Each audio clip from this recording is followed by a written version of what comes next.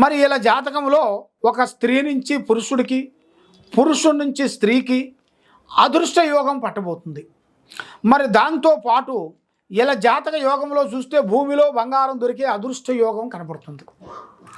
మరి వీళ్ళు ఎక్కువగా ఫ్రెండ్షిప్ కానీ బంధువుల్లో కానీ ఎక్కువగా చేయకూడదు. అది చేసిన దానివల్ల వీళ్ళకి లేనిపోయిన సమస్యలు కొన్ని ఎదురవుతాయి.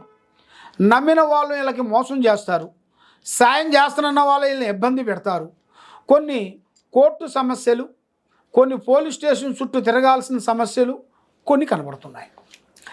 మరి వీళ్ళ జాతక యోగ నక్షత్రంలో చూసుకుంటే ముఖ్యంగా ఈ నెలలో కళ్యాణాలు, గృహప్రవేశాలు, ఆర్థిక ఇబ్బందులు, కొంత తొలగిపోవాల్సిన యోగము జాతకము వీళ్ళకి రాబోతుంది.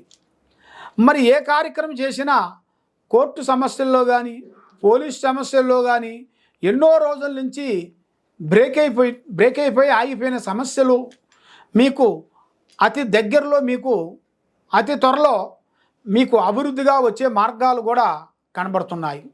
కాబట్టి శత్రువు ఇబ్బందులు ఎక్కువగా ఉన్నాయి. మరి మీకు ప్రేమ సమస్యలు, మరి మీరు ప్రేమ విశేషాల్లో కూడా ఎవరిని ప్రేమిస్తారో వాళ్ళు మీకు దూరం కావటం, ఇస్తానన్న వాళ్ళు మీకు ఇవ్వకోకుండా ఉండటం, సాయం చేస్తానన్న వాళ్ళు సహకారం చేయకోకుండా ఉండటం, ఇలాంటి ఇబ్బందులు చాలా వరకు మీకు ఇబ్బందులు ఎదురయ్యే మార్గాలు కొన్ని ఉన్నాయి. కొన్ని జాగ్రత్తలు మీరు తీసుకునేట్టుకైతే మీ జాతకాన్ని బట్టి, మీ యోగాన్ని బట్టి మీకు అదృష్ట గడియలు అనేది మీకు కొన్ని రాబోతున్నాయి.